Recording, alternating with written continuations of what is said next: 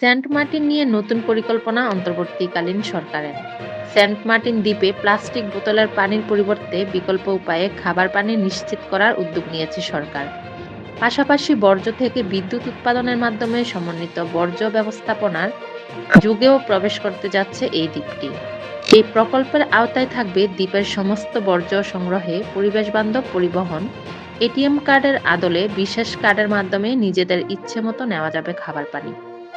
Saint মার্টিনের পরিবেশ প্রতিবেশ এবং জীববৈচিত্র্য রক্ষায় বিশেষ এই প্রকল্প সরকার বাস্তবায়ন করছে বলে জানিয়েছে সংশ্লিষ্টরা। বিশ্বব্যাংকের অনুদানে বাংলাদেশ সরকারের সহযোগিতায় প্রকল্পটি বাস্তবায়ন করা হয়েছে। সরকারের এই প্রকল্প বাস্তবায়ন হলে দ্বীপের পরিবেশ দূষণ যেমন কমে আসবে, তেমনি পরিবেশ প্রতিবেশের পাশাপাশি প্রবালসহ সামুদ্রিক জীববৈচিত্র্যও রক্ষা পাবে বলে মনে করছেন প্রতিবেশবাদীরা। কক্সবাজার জনস্বাস্থ্য প্রকৌশল অধিদপ্তর সূত্রে জানা যায়, সেন্ট মার্টিন দ্বীপে বর্তমানে বসবাসরত ১৭০০ পরিবারের ছোট বড় ৮,০০০ মানুষের প্রতিদিন ২ টন করে মনুষ্য বর্জ্য ও ২ টন কঠিন বর্জ্য সৃষ্টি হচ্ছে। পাশাপাশি পর্যটন মৌসুমের ৩ মাসে প্রতিদিন ২,০০০ পর্যটকের ৪,০০০ প্লাস্টিকের বোতল, চিপস সহ অন্যান্য প্লাস্টিক পলিথিনের প্যাকেটজাত নিত্যপণ্যের বর্জ্যও সৃষ্টি হচ্ছে। এসব বর্জ্যের কারণে সেন্ট মার্টিনের পরিবেশ প্রতিবেশ এবং সামুদ্রিক জীববৈচিত্র্যের সংকটে পড়েছে। তাই দ্বীপের সার্বিক পরিবেশ ঠিক রাখতে সেন্ট মার্টিনে মল, স্লাজ ও সলিড ওয়েস্ট ম্যানেজমেন্ট সিস্টেম নির্মাণ নামের একটি প্রকল্প হাতে নিয়েছে। প্রকল্পটি বাস্তবায়ন করেছে জনস্বাস্থ্য প্রকৌশল অধিদপ্তর।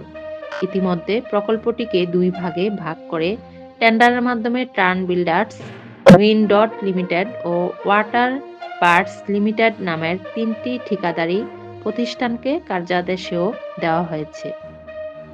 কক্সবাজার জনস্বাস্থ্য প্রকৌশল অধিদপ্তরের সহকারী প্রকৌশলী আবুল মঞ্জুর বলেন, এই প্রকল্পের মধ্যে রয়েছে রেইন ওয়াটার, গ্রাউন্ড ওয়াটার ও সারফেস ওয়াটার পরিশোধন করে সেন্ট মার্টিন দ্বীপে বাসিন্দাদের মধ্যে খাবার পানি সরবরাহ করা। এতে করে দ্বীপে প্লাস্টিক বোতলের ব্যবহার বন্ধ করা সম্ভব হবে। তবে এই পানি সরবরাহ করতে প্রতিদিন যে ব্যয় হবে তা পানি গ্রহণকারীদের কাছ থেকে নেওয়া হবে।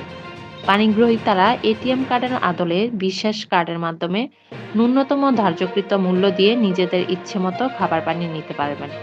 এই পানির মান যাচাইয়ের জন্য থাকবে বিশেষ ল্যাবরেটরি। নির্মাণ করা হবে ইট, সিমেন্ট ও লোহার রড ছাড়া পরিবেশবান্ধব অপারেশন বিল্ডিং ও আন্তর্জাতিক মানের ২টি পাবলিক টয়লেট। এছাড়াও মানব বর্জ্য, মেডিকেল বর্জ্য, কঠিন বর্জ্য ও প্লাস্টিক বর্জ্য মিলেই থাকবে সমন্বিত বর্জ্য ব্যবস্থাপনা। এই বর্জ্য ব্যবস্থাপনা বাংলাদেশের দ্বিতীয়। এই প্রকল্পের মধ্য দিয়ে বর্জ্য থেকে বিদ্যুৎ উৎপাদনের দিক থেকে তৃতীয় দেশ হিসেবে তালিকায় স্থান করে নিয়েছে বাংলাদেশ।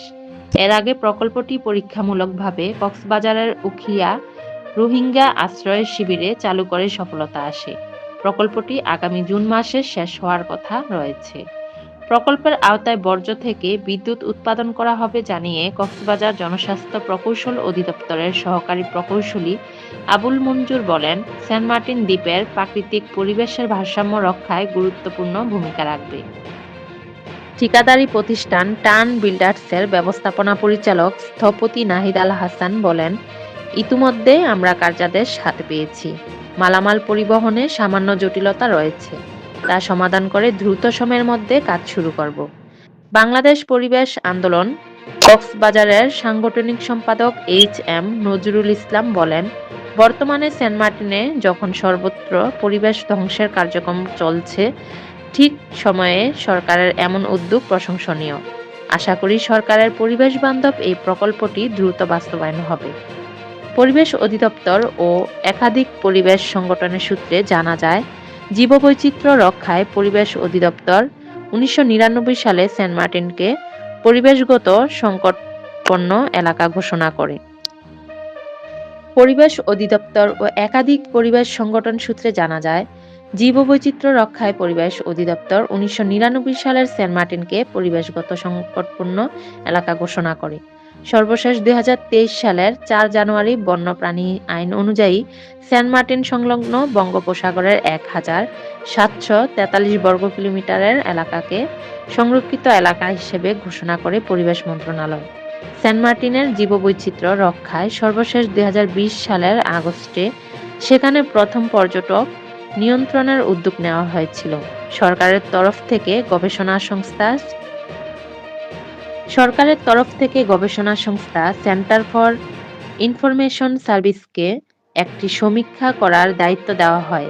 প্রতিষ্ঠানটি গবেষণা শেষে জানায় দ্বীপটিতে কোনোভাবেই পর্যটকদের রাতে থাকার অনুমতি দেওয়া ঠিক হবে না। শীতে পর্যটক মৌসুমে দিনে ১,২৫০ জনের বেশি পর্যটক যেতে দেওয়া ঠিক হবে না। বর্তমান অন্তর্বর্তীকালীন সরকার সেন্ট মার্টিনের সুরক্ষায় নানা সিদ্ধান্ত গ্রহণ করে। সিদ্ধান্ত অনুযায়ী নভেম্বর মাসে পর্যটকরা সেন্ট মার্টিন দ্বীপে ভ্রমণ করতে যেতে পারবেন, তবে রাত যাপন না করেই দিনেই ফিরে আসতে হবে। ডিসেম্বর ও জানুয়ারি এই ২ মাস পর্যটকরা সেন্ট মার্টিন ভ্রমণ ও সেখানে রাত যাপনের সুযোগ পাচ্ছেন, তবে পর্যটকের সংখ্যা দৈনিক ২,০০০ নির্ধারণ করে দেওয়া হয়। ফেব্রুয়ারি মাস থেকে সেন্ট মার্টিনে পর্যটকের যাতায়াত বন্ধ থাকবে। গত ১ নভেম্বর থেকে কক্সবাজার সেন্ট মার্টিন নৌপথে পর্যটকবাহী জাহাজ চলাচল শুরু হবে।